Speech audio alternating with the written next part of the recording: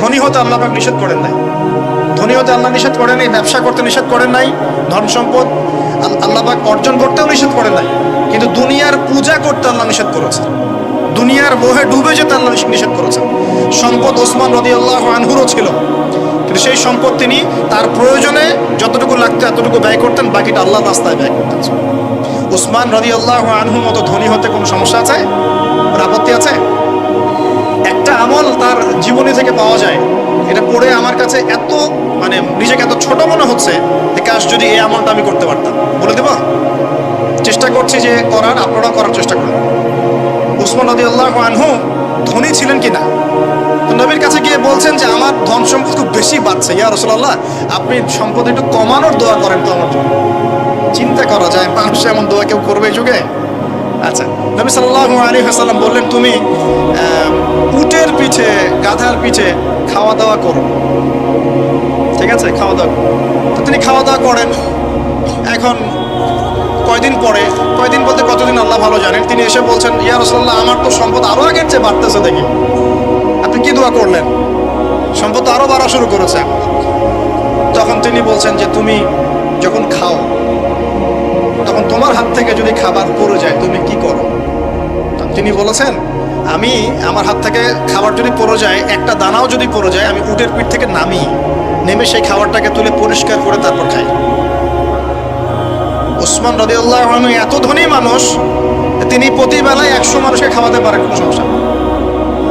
তিনি একাই তাবুকের যুদ্ধে 30,000 সৈন্যের দায়িত্ব নিয়েছেন। 30,000 সৈন্য 3 মাস যাবে, যাত্রা বিরতি করবে, খাবে দাবে, তাদের ঘোড়া অস্ত্রশস্ত্র সব দায়িত্ব একজন ব্যক্তি বহন করেছেন, ওসমান রাদিয়াল্লাহু আনহু। কত বড় ধনী আপনি চিন্তা করেন।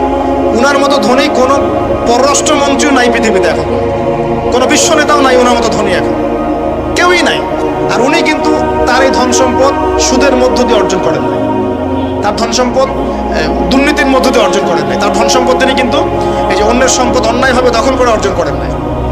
তিনি সম্পদ অর্জন করেছেন বৈধ পন্থায়, হালাল ব্যবসা করেছেন। ব্যবসা করেছেন নাকি না? এই যে আমল, তো নবীজি বলছেন যে তোমার আমল যদি এমনই হয় তাহলে তোমাকে আল্লাহ পাক সম্পদ দিবেন, আর কাকে সম্পদ দিবেন? তুমি আল্লাহ পাকের যে সম্পদ রিজিকের যে শুকরিয়া আদায় করো, কৃতজ্ঞতা প্রকাশ করো যে আল্লাহ আমাকে ভালোবেসে রিজিকটা দিয়েছেন, আমার হাত থেকে পড়ে গেছে আমি তুলে খাই। এই যে আল্লাহ পাকের নেয়ামতের প্রতি তোমার যে শ্রদ্ধা, সম্মান, এর শুকরিয়া স্বরূপে আল্লাহ পাক তোমাকে এরকম সচ্ছল বানায় দিচ্ছেন, আর তো কিছু করার নাই। তো ওসমান রাদিয়াল্লাহু আনহুর মতো ধনী হতে কোনো সমস্যা আছে? তিনি কৃপণ ছিলেন না, তিনি আল্লাহ পাকের নেয়ামতের শুকরগুজার ছিলেন। ভুল ব্যাখ্যা নেবেন না, তিনি আল্লাহ পাকের নিয়ামতের শুকরগুজার ছিলেন। আমরা আল্লাহ পাকের নিয়ামতের শুকরিয়া আদায় করবো ইনশাআল্লাহ, এবং যে রিজিক আল্লাহ আমাদেরকে দিয়েছেন এতে সন্তুষ্ট থাকবো ইনশাআল্লাহ, এবং হালালভাবে চলার চেষ্টা করব। আল্লাহ পাক আমাদেরকে ধন দিলে সেই ধন সম্পদ যতটুকু আমার পরিবারের জন্য প্রয়োজন, বাড়তিগুলো আমরা আল্লাহর পথে দান সাদাকা করবো ইনশাআল্লাহ। আল্লাহ পাক আমাদের সবাইকে আল্লাহর রাস্তায় দান করার তৌফিক এনায়েত করুন, আমিন। সমাজ কল্যাণমূলক কাজ করেন না, জনসেবা করেন, মানুষের সেবা করেন, মানুষের কাছে থাকেন, সোশ্যাল ওয়ার্ক করেন। এই যে অ্যাসোসিয়েশন আছে না কিছু সামাজিক, নন পলিটিক্যাল, নন প্রফিটেবল কিছু ফাউন্ডেশন থাকে না, মানুষের কল্যাণে কাজ করেন, ইফতারের প্রজেক্ট করেন সামনে, ঠিক আছে। তারপরে শীতবস্ত্র হয়, তারপরে যে ত্রাণ রিলিফ, মানুষের কল্যাণ, বৃক্ষরোপণের কাজ, তারপরে আপনার এই যে রক্তদান কর্মসূচি, এই টাইপের যে ভালো ভালো কাজ, সমাজ কল্যাণমূলক কাজ, এই সমাজ কল্যাণমূলক কাজগুলো করলে মনটা বড় হবে। ভালো কাজে ব্যস্ত থাকবেন, আপনি দেখবেন মাথার মধ্যে শয়তানি নাই। যখন মানুষের কাজ নাই, সারাদিন অলস বসে থাকে, মাথার মধ্যে দুনিয়ার শয়তানি ঘোরাফেরা করতে। আল্লাহ পাক আমাদের সবাইকে ভালো কাজের সাথে থাকার তৌফিক দান, এবং ভালো কাজে একে অপরকে সহযোগিতা করার তৌফিক দান। নিজেকে ভালো কাজে ব্যস্ত রাখেন। দান সৎকার করলে কখনো টাকা কমে যায় না, মনে রাখবেন। দান করলে কোনোদিনও টাকা কমে যায় না। আপনার দানের টাকা ঘুরে ফিরে আপনার কাছে আসবে, বুঝতে পারছেন না? আপনার দানের টাকা ঘুরে আল্লাহ আপনার কাছে ফিরাই দিবে। কিভাবে ফিরাবেন সেটা আল্লাহর দায়িত্ব। আমি কি বুঝাবো কিভাবে ফিরাবেন? বুঝবেন, একটু বোঝার চেষ্টা করবেন। অর্থনীতি কিন্তু কঠিন, সহজ করে বোঝানোও কঠিন, সবাই সহজ করে বোঝাতেও পারবে না। আমি একটা পয়েন্ট খালি বুঝাই আপনাদেরকে, বোঝেন, চেষ্টা করেন। মনে করেন আপনাদেরকে অর্থনীতি বুঝাই, এগুলো আমাদের সাবজেক্ট ছিল, আর তখন আমরা আসলে অর্থনীতি কিছুই বুঝতাম না। তারপরে যখন কোরআন হাদিস পড়া শুরু করলাম তখন দেখলাম যে ও আচ্ছা, ব্যাপার তো খুব সহজ। সহজ জিনিসটাকে এত কঠিন করা হয় কেন? দেখেন কিরকম, মনে করেন একটা বাজার, আপনাদের এখানে বাজার আছে কি? আচ্ছা, এই বাজারের মধ্যে ধরেন 100 ব্যবসায়ী আছে, আর ব্যবসায়ীরা ব্যবসা করে। আল্লাহ পাক ব্যবসা হালাল করেছেন না হারাম করেছেন?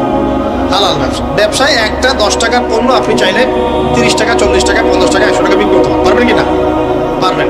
মার্কেটের একটা ফিক্সড প্রাইস থাকে, মার্কেট প্রাইস, এটাকে বলে মার্কেট প্রাইস। একটা দাম নির্ধারণ করা হয় যে আমরা এই দামে সব সেল করবো, তাই না? আচ্ছা, আর ব্যবসায়ীরা ব্যবসা করছে, ব্যবসায় লাভও আছে, লসও আছে, ঝুঁকিও আছে, লাভও হতে পারে, লসও হতে পারে। এখন ব্যবসা করার সময় দেখা গেল যে এক ভাই লাভ করলো, আরেক ভাই লস করলো, এমনটা হয় কি না? আল্লাহ পাক এখানে কি করেন জানেন? এই বাজারের মধ্যে যে সম্পদগুলো আছে, অর্থ সম্পদ, আপনারা যেটা কারেন্সি বলেন, এগুলো আল্লাহ রাব্বুল আলামিন হাত থেকে হাতে ঘোরাতে থাকেন। আজকে আপনার হাতে, কালকে তার হাতে, কালকে তার হাতে, পরশু আরেক ভাইয়ের হাতে। এই সম্পদ বাজারের মধ্যে ঘুরতে থাকে। বাজারটা হতে পারে সমাজ, হতে পারে রাষ্ট্র, হতে পারে বিশ্ব। ভালো করে বোঝেন, ছোট পরিসরে হতে পারে সমাজ, হতে পারে রাষ্ট্র বা বিশ্ব। আল্লাহ পাক সম্পদটা সার্কুলেট করেন, ঘোরাতে থাকে।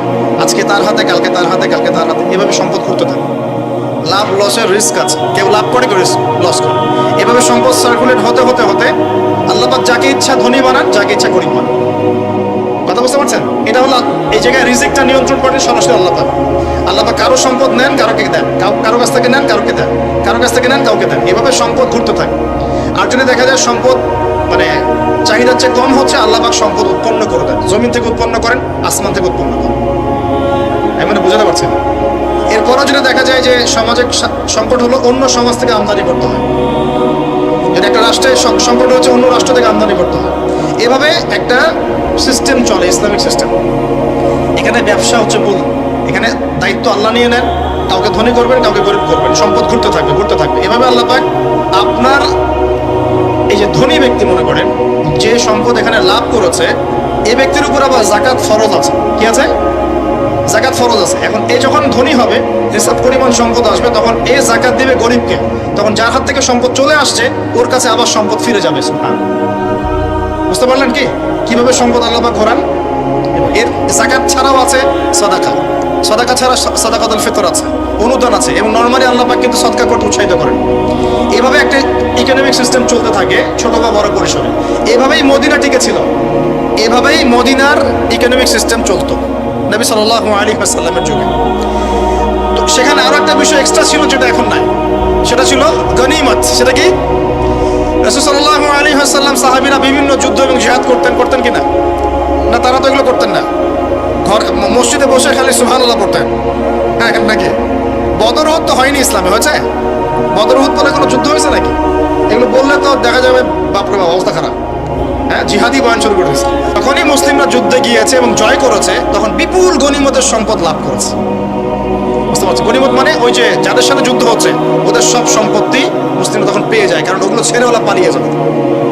এটা এর মধ্য দিয়ে মুসলিম ব্যাপক সচ্ছলতার মুখ দেখেছিল। খায়বারের যুদ্ধ জয়ের মধ্য দিয়ে মুসলিমরা প্রায় 1/3 সম্পদ পেয়েছিল আরবের মধ্যে। জাজিরাতুল আরবের 1/3 সম্পদ শুধু খায়বার যুদ্ধ জয়ের মধ্য দিয়ে লাভ করা হচ্ছে। ওইটা তো নাই, এখন ক্লোজড। আমি ওগুলো বাদ দিয়ে এই সিস্টেমগুলোর কথা বললাম, সাদাকা, ব্যবসা ইত্যাদি ইত্যাদি।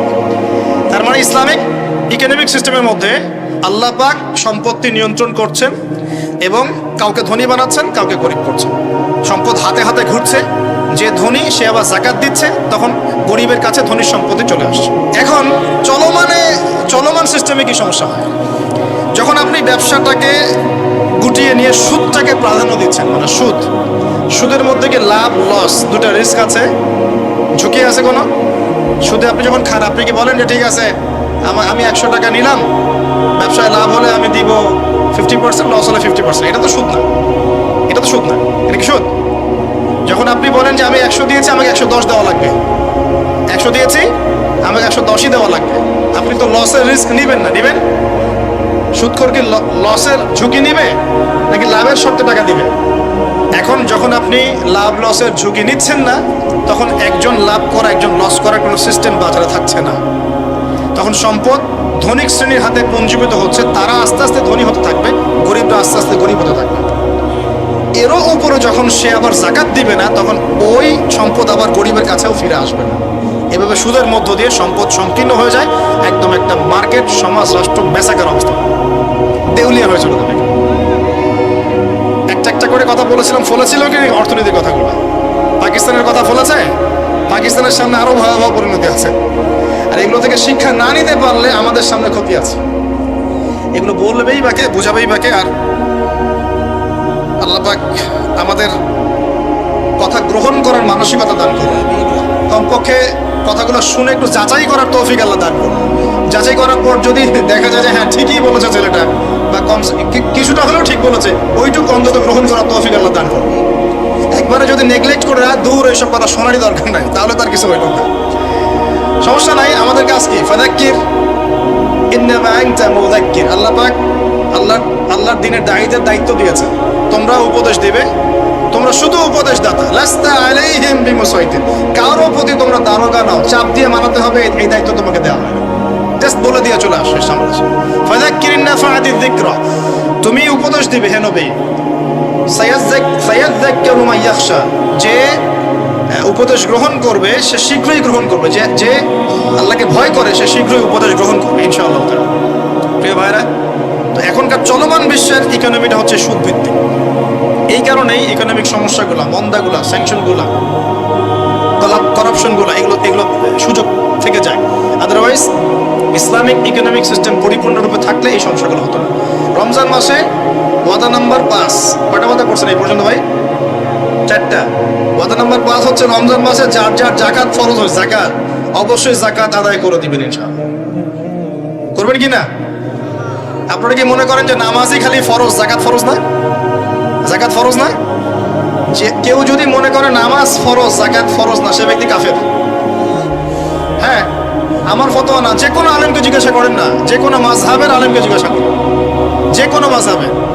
মান ফাররাকা বাইনা সলাতি ওয়াজ যাকাত, যে ব্যক্তি সালাত এবং যাকাতের মধ্যে পার্থক্য করে, সে ব্যক্তি মুসলিম মিল্লাত থেকে খারিজ হয়ে যাবে। আবু বকর সিদ্দিক রাদিয়াল্লাহু আনহুর যুগে কিছু মানুষ যাকাত দিত না, দিতে চায় নাই। আবু বকর সিদ্দিকের মতো নরম মানুষ না মনে হয়, নরম মানুষ নামাজে দাঁড়ালেই ঝরঝর করে কান্না শুরু করেন, নরম মনের মানুষ, তিনি যাকাত অস্বীকারীদের বিরুদ্ধে যুদ্ধ করলেন। ইতিহাস পড়ে দেখেন। তারপরে তারা ভয়ে যাকাত দেওয়া শুরু করলো। একজনের বিরুদ্ধে অ্যাকশন নেওয়া হয়েছে, বাকিরা ভয়ে যাকাত দেওয়া শুরু করেছে। রাষ্ট্রীয় কোষাগার সমৃদ্ধ হলো। মুসলিমরা কি ওই সময় সুদের মধ্য দিয়ে রাষ্ট্রীয় কোষাগার বৃদ্ধি করত? যাকাত ছিল, গনিমত ছিল, সাদাকা ছিল, ব্যবসা ছিল, কৃষি ছিল, এইগুলোর মধ্য দিয়ে তারা সমৃদ্ধ হতো। আর এই সমৃদ্ধি দিয়ে আমরা প্রায় 1200 বছর বিশ্ব শাসন করেছি। কত বছর? 1200 বছর আমরা বিশ্ব শাসন করেছি। আর এখন আমাদেরকে চাইতে হয়, লোন দেন, এই করেন, সেই করেন। আমাদেরকে নিচের হাত হইতে হয়েছে, নিচের হাত। কি লজ্জা আমাদেরকে নিচের হাত হতে হয়েছে, ওরা এখন উপরের হাত। ওরা আমাদেরকে এখন অনুদান দেয়, আবার সুদের শর্ত দিয়ে দিবে। আপনার তো IMF বুঝবেন না, ওইটাতে আমি যাচ্ছি না। এমন কিছু শর্ত দিবে যেটা রাষ্ট্রের গলার দড়ি চিপে রেখে দিবে। এটা যারা এখানে বিক্ষোভ ব্যক্তিত্বরা আছেন তারা বুঝবেন আমার কথা। গলার মধ্যে দড়ি দিয়ে ফাঁস লাগিয়ে রেখে দিবে, এর নাম লোন দেওয়া। গলায় দড়ি দিয়ে ফাঁস ধরে রেখে দিবে, এর নাম লোন দেওয়া। দিবি না মানে টান দিয়ে নিয়ে নিবে। তারপর শ্রীলঙ্কা বানায় রেখে দিবে। শ্রীলঙ্কা এমনি হয়েছে নাকি? ওর গলায় আগে রশি পরাইছে, নে তুই নে, এগুলো সব নে। রশি আস্তে আস্তে টান দিছে দিয়ে এক পর্যায়ে যখন দেখছে এ তো আর আমার কিছু শোধ করতে পারবে না, টান দিয়ে সব নিয়ে দেউলিয়া শেষ নাই। শিক্ষা, বিশ্ব বুঝতে হবে কোরআন সুন্নাহ আল্লাহ পাক শুধু এই যে ঝাড়ফুঁক করার জন্যে আর তাবিজ করার জন্যে, হ্যাঁ, শুধু বরকত নেওয়ার জন্যই নাজিল করেন নাই। কোরআন এবং সুন্নাহ আল্লাহ পাক নাজিল করেছেন যাতে কোরআন সুন্নাহ দিয়ে আমরা চলমান সমাজের, বিশ্বের সমস্ত সমস্যাগুলোর সমাধান খুঁজে বের করতে হবে। না কি মনে হয় আপনাদের? এই জন্য আল্লাহ নাজিল করেন নাই? আমি একটা আয়াত বলি তাহলে বুঝবেন। আল্লাহ বলছেন সূরা নাহল আয়াত নাম্বার 89, সূরা নাহল আয়াত নাম্বার 89 আল্লাহ পাক বলছেন বিসমিল্লাহির রহমানির রহিম, ওয়া নাযালনা আলাইকাল কিতাব, হে নবী আমি আপনার প্রতি এমন একটা কিতাব নাজিল করে দিয়েছি, মানে কোরআন, তিবিয়ানান লিকুল্লি শাই, যে কিতাব প্রতিটা বিষয়কে ব্যাখ্যা করবে ইনশাআল্লাহ। ব্যাখ্যা করে কিনা? কোরআন প্রতিটা বিষয়কে ব্যাখ্যা করে কিনা? ওয়া হুদান, এবং কোরআন হবে আমাদের জন্য হেদায়েত, মানে পথ নির্দেশ, গাইডেন্স। ওয়া রাহমাতান, এবং আল্লাহর পক্ষ থেকে রহমত, দয়া। ওয়া বুশরা লিল মুসলিমিন, আর মুসলমান জাতির জন্য এই কোরআন হচ্ছে সুসংবাদ। বলে সুবহানাল্লাহ। এই কোরআন যদি পড়ি না, বুঝি না, আমল করি না, তাহলে এর সমাধান কেমন করে বের করব? আল্লাহ পাক আমাদেরকে এমন ওলামায়ে কেরাম দান করুন, এমন প্রজন্ম দান করুন, এমন যুব সমাজ দান করুন, এমন নেতৃত্ব দান করুন, যারা কোরআন এবং সুন্নাহর জ্ঞান দিয়ে পুরো বিশ্বটাকে শাসন করতে পারবে ইনশাআল্লাহ। আল্লাহ পাক, আমি দোয়া করি আল্লাহ পাক আমাদের ঊর্ধ্বতন কর্তৃপক্ষ সহ সবাইকে এমন হেদায়েত দান করুন, যে হেদায়েতের আলোকে তারা কোরআন সুন্নাহর কাছে এমনভাবে আত্মসমর্পণ করবে যে ওই হেদায়েতের আলো নিয়ে, ওই আলোর মশাল নিয়ে ইনশাআল্লাহ বিশ্বটা জয় করবে ইনশাআল্লাহ। এমন প্রজন্ম আসবে ইনশাআল্লাহ, যদি এই এস্টিমেশনগুলা, প্রেডিকশনগুলো ফলে, এরকম প্রজন্ম যে আসবে এটাও একদিন ফলবে ইনশাআল্লাহ। তাহলে আমরা নিয়াত করতে পারি কি, 7 নাম্বার ওয়াদা করতে পারি যে আমরা সবাই কোরআন এবং সুন্নাহর ইলমটা অর্জন করবো ইনশাআল্লাহ। কমপক্ষে বেসিক কিছু জ্ঞান অর্জন করবো ইনশাআল্লাহ। আমি বলছি না যে সবাইকে মুফতি হওয়া লাগবে, সবাইকে দায়ী হতে হবে, সবাইকে একদম মুফাসসির হতে হবে, এটা জরুরি না, এটা মানুষ পারবেও না। কিন্তু কমপক্ষে ইসলামের বেসিক জিনিসগুলো কি আমরা শিখতে পারি না ভাই? এটা শেখার জন্য কি খুব কষ্ট করতে হবে? আল্লাহ পাক আমাদের সবাইকে খাস নিয়াত করার তৌফিক দান করুন, খালেস নিয়াত করার তৌফিক দান করুন।